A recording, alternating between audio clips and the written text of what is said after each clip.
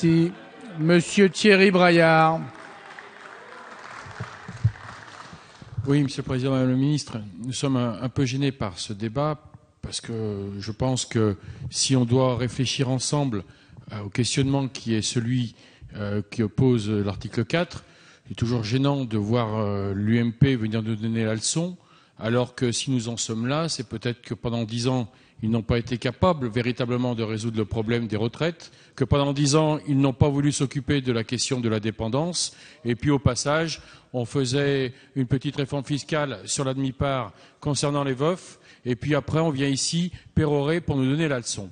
Ce qui nous gêne, nous, dans cet article 4, c'est qu'on touche de façon aveugle à toutes les retraites, et notamment aux petites retraites. C'est vrai que la SPA est un plafond, sauf qu'on connaît plein de retraités qui touchent entre 900 et 1100 euros par mois.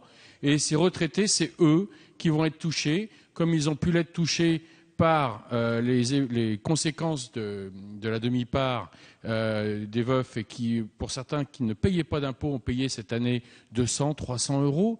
C'est pas grand-chose, mais quand on gagne 900 à 1000 euros par mois, c'est énorme.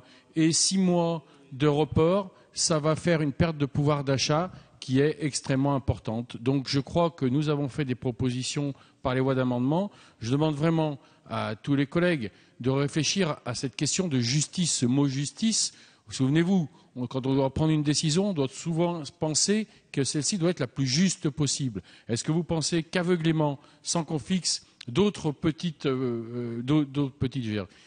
taux, d'autres évolutions, est-ce que cette décision est juste à l'aveugle, dire que tous les retraités vont contribuer? Je pense qu'il serait bon qu'on réfléchisse à peut-être restreindre le nombre de retraités qui devront contribuer à ce financement. Merci. La discussion générale est close.